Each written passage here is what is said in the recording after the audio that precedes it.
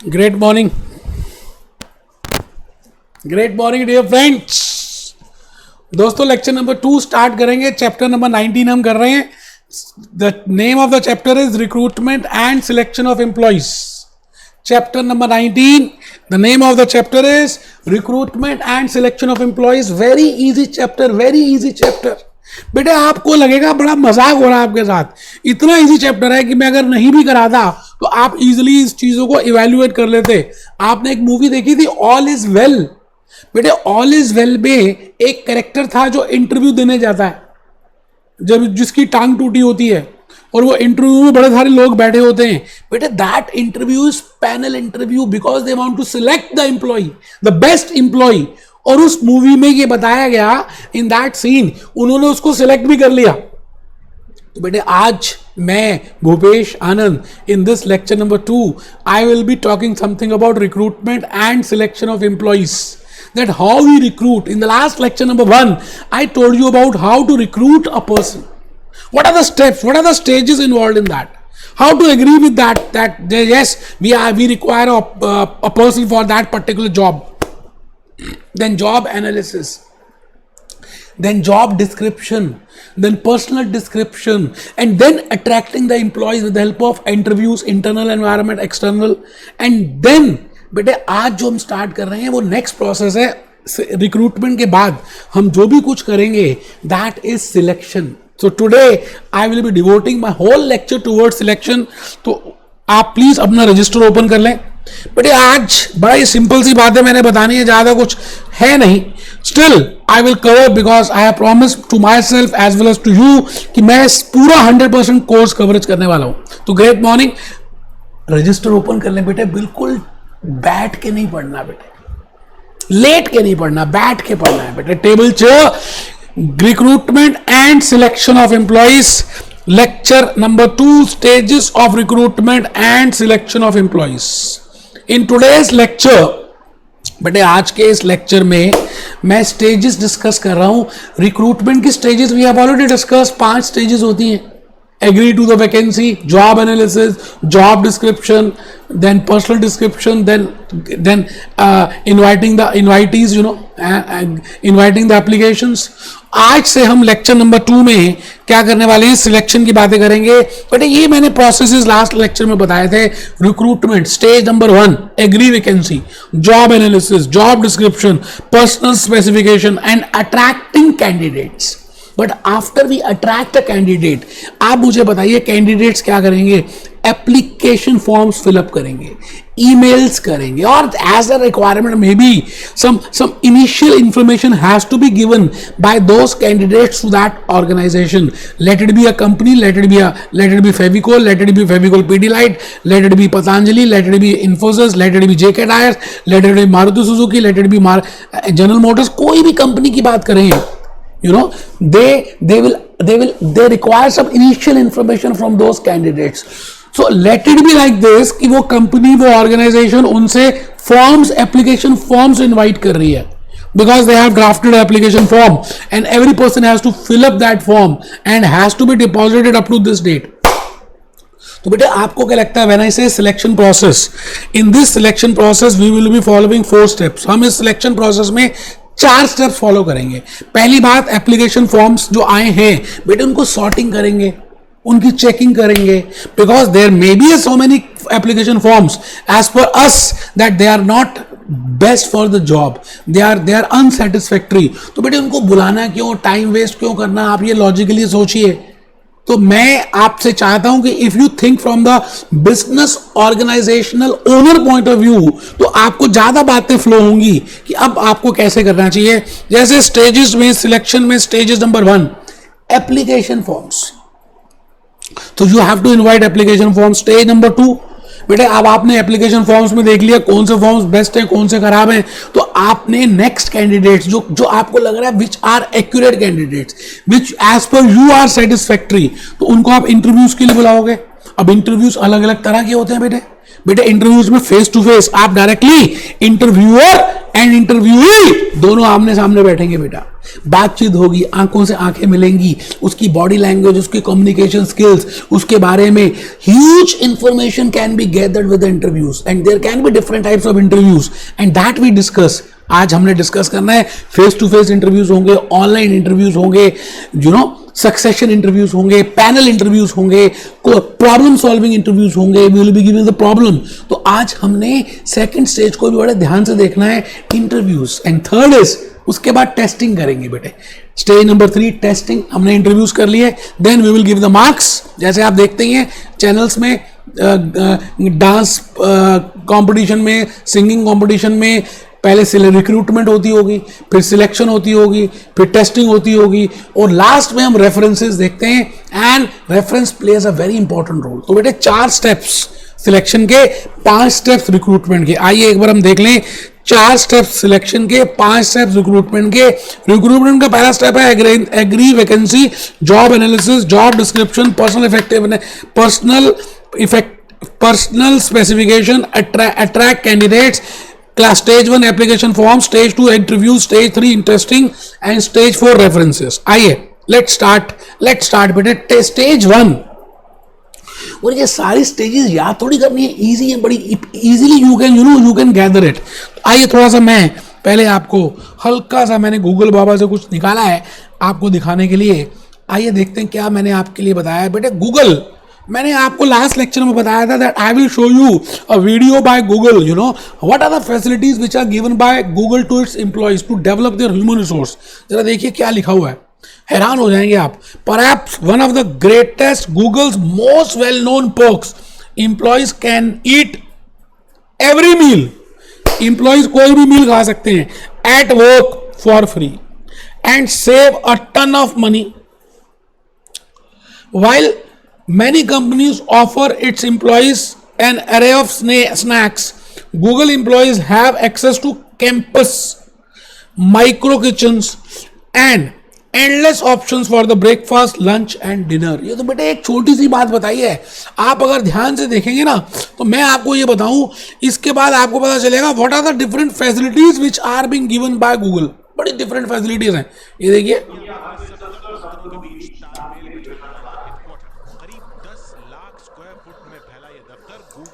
दूसरा सबसे बड़ा ऑफिस है.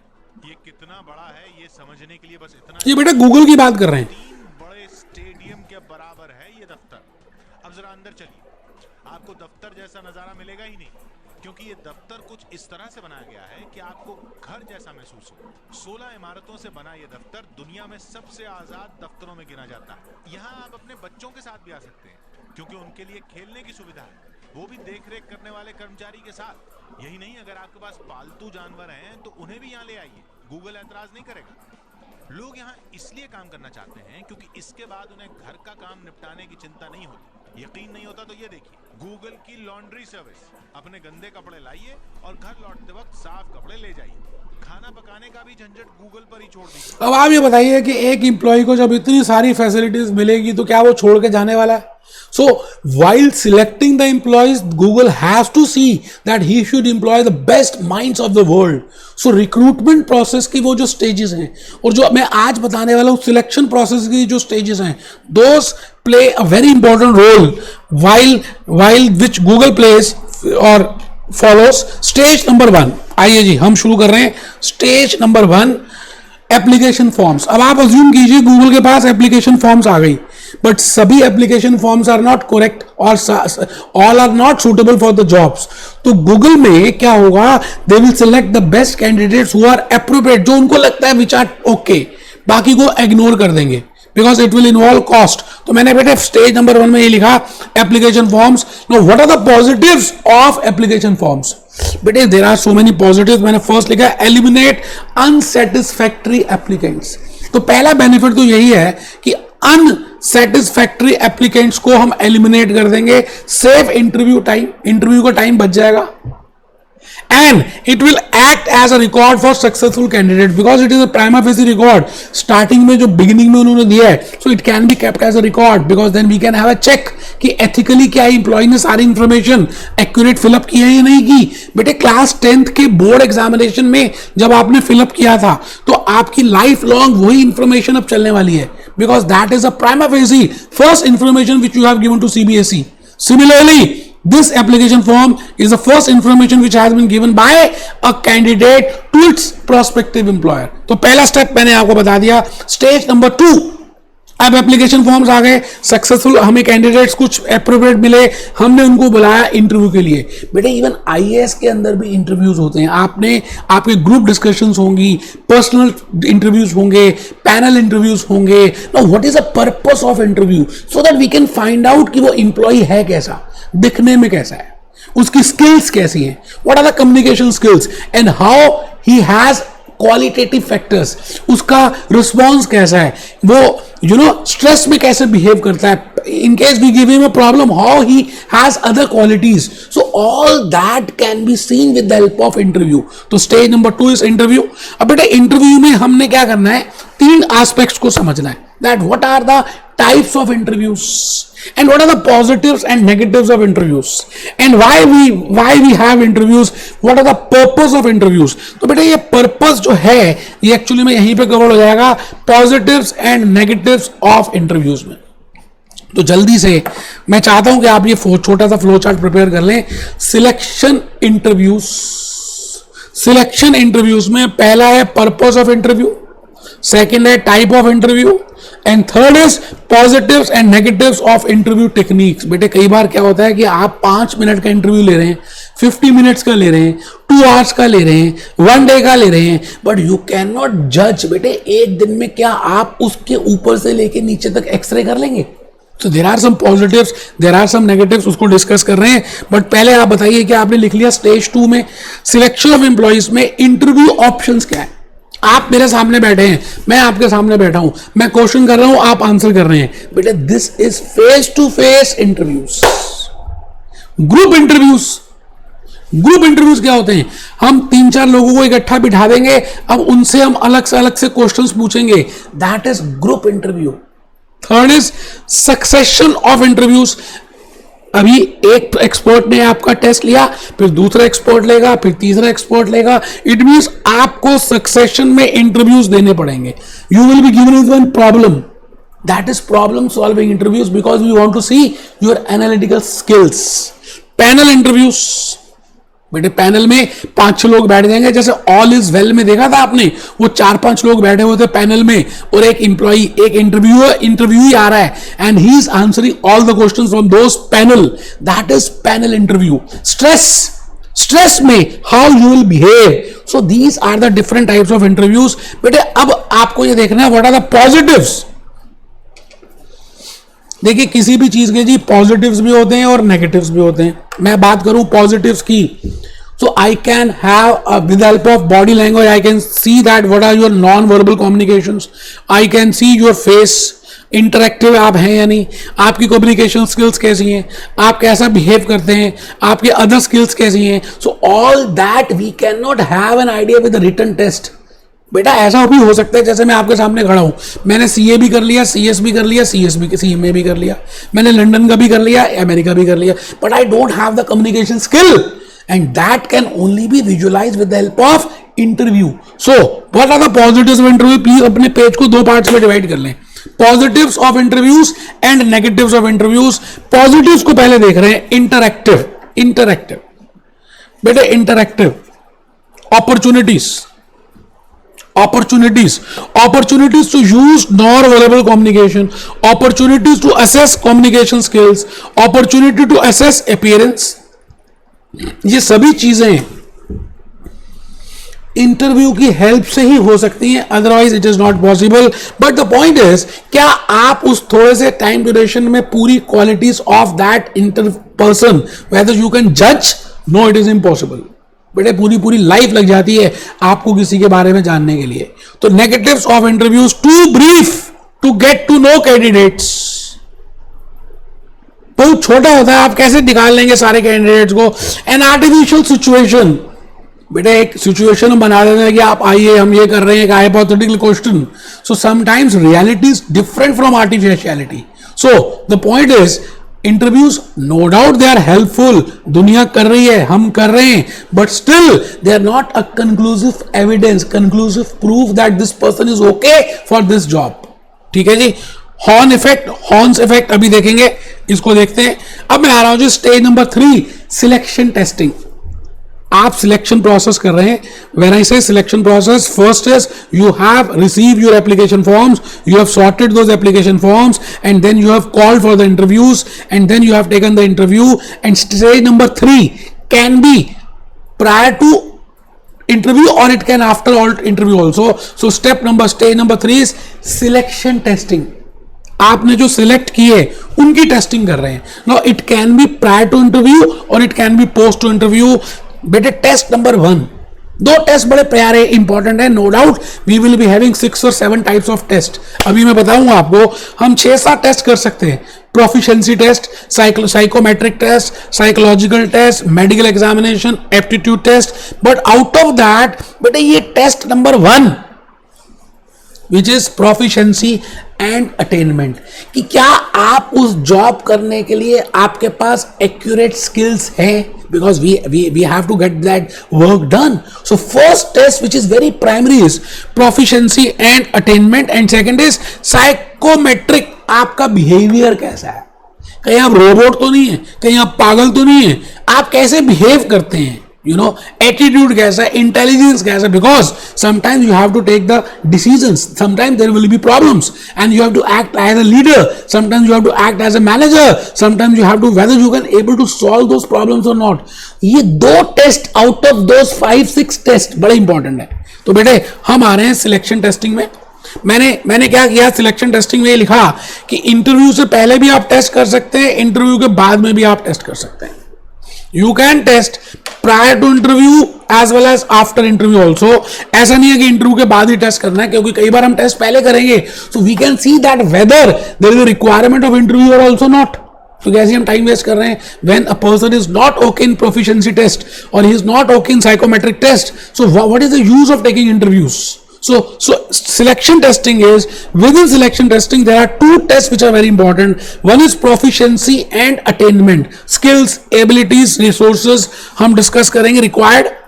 Required, what are the skills required, what are the aptitude required. For example, we are appointing an accountant, so we should know that whether he has a requisite qualification, whether he is a ACCA, whether he is a CA or whether he has accounts background, क्या उसके पास skills हैं, क्या उसको tally आता है, क्या उसको SAP आता है, क्या उसको entries के basic logics पता है, whether he knows the double entry, whether he knows the single entry.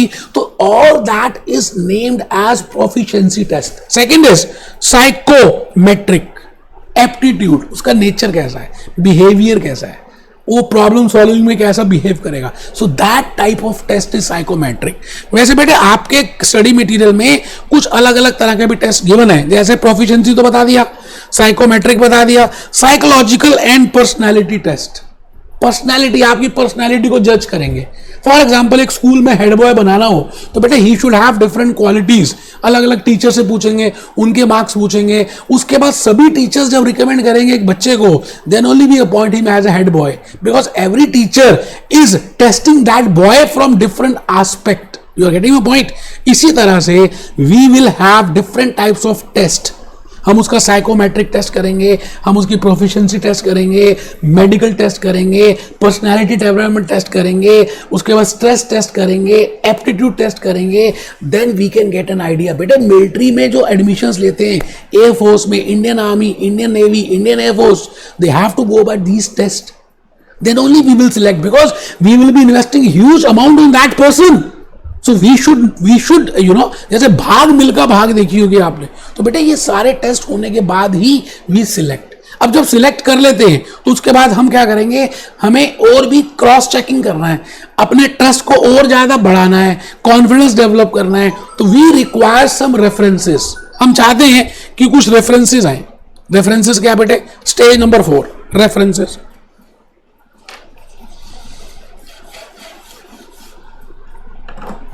Because we want that that reference must be given, because it will confirm the facts and it will increase the degree of confidence.